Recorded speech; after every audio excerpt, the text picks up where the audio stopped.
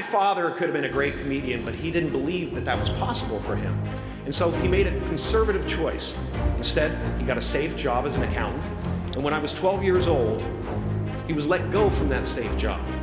And our family had to do whatever we could to survive. I learned many great lessons from my father, not the least of which was that you can fail at what you don't want. So you might as well take a chance on doing what you love.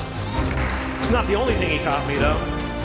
I watched the effect of my father's love and humor and how it altered the world around me. And I thought, that's something new. That's something worth my time. It wasn't long before I started acting out there. People would come over to the house and they'd be greeted by a 7-year-old throwing himself down a large flight of stairs. They would say, "What happened?" And I would say, "I don't know. Let's check the replay." I'd go back to the top of the stairs and come back down in slow motion.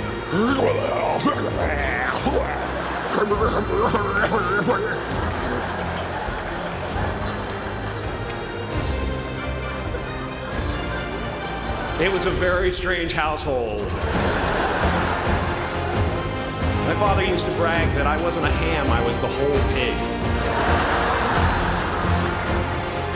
And he treated my talent as if it was his second chance. When I was about 28, after a decade as a professional comedian, I realized one night in LA, the purpose of my life had always been to free people from concern, just like my dad. And when I realized this, I dubbed my new devotion the Church of Freedom from Concern. The Church of FFC.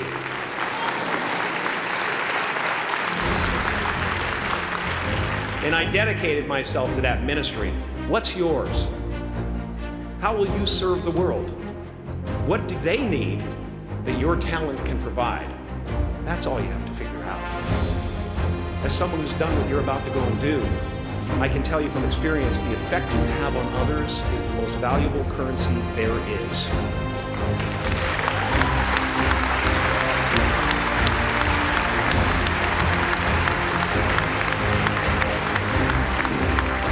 Because everything you gain in life will rot and fall apart, and all that will be left of you is what was in your heart. My choosing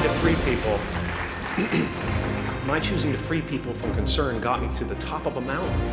Look where I am. Look what I get to do. Everywhere I go. I'm going to get emotional because when I tap into this, it really is extraordinary to me. I did something that made people present their best selves to me wherever I go. I've often said that I wished people could realize all their dreams and wealth and fame, and so that they could see that it's not where you're going to find your sense of completion. Like many of you, I was concerned about going out into the world and doing something bigger than myself, until someone smarter than myself made me realize that there is nothing bigger than myself.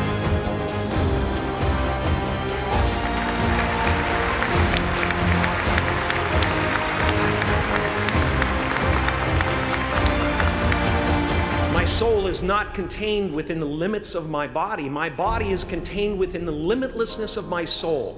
One unified field.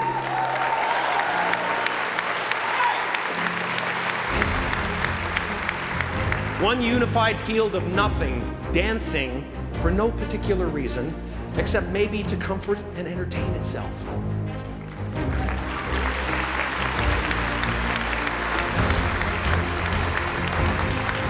As that shift happens in you, you won't be feeling the world, you'll be felt by it, you'll be embraced by it. Now I'm always at the beginning. I have a reset button, and I ride that button constantly. Once that button is functioning in your life, there's no story that the mind can create that will be as compelling. The imagination is always manufacturing scenarios, both good and bad, and the ego tries to keep you trapped in the multiplex of the mind.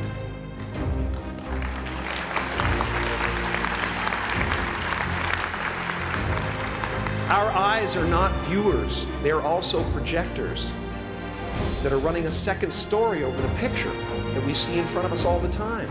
Fear is writing that script, and the working title is, I'll Never Be Enough.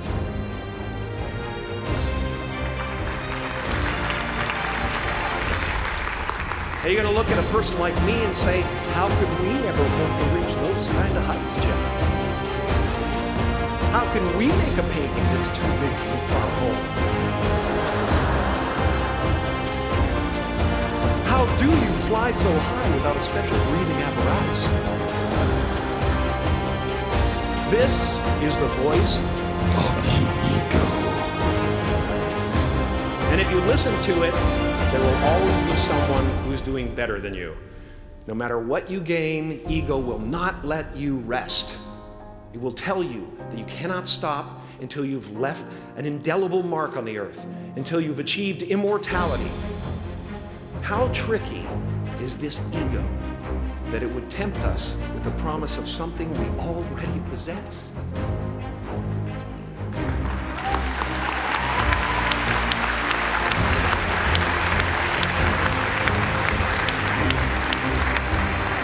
So, I just want you to relax. You know, that's my job. Relax and dream up a good life.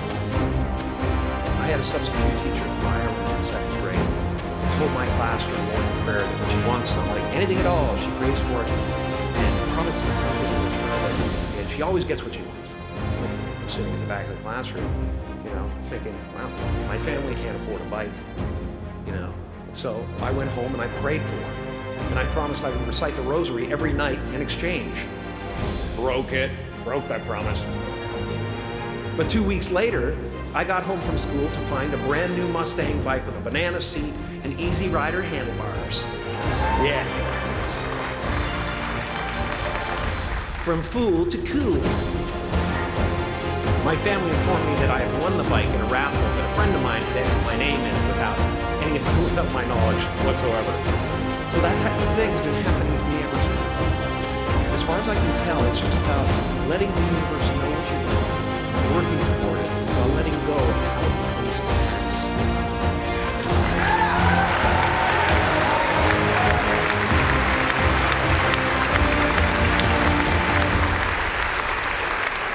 Your job is not to figure out how it's going to happen for you, but to open the door in your head. And when the door opens in real life, just walk through it.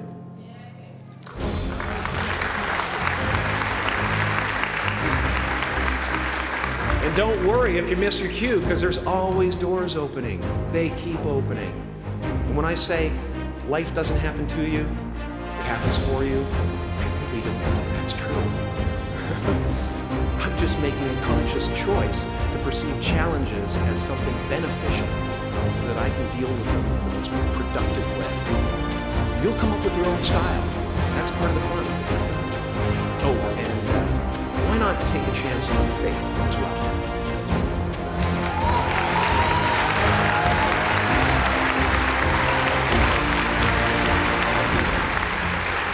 Take a chance on faith. Not religion, but faith.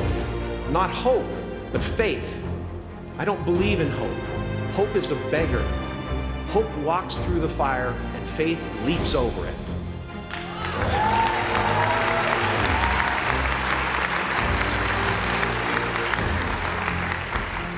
You are ready and able to do beautiful things in this world. And after you walk through those doors today, you will only ever have two choices: love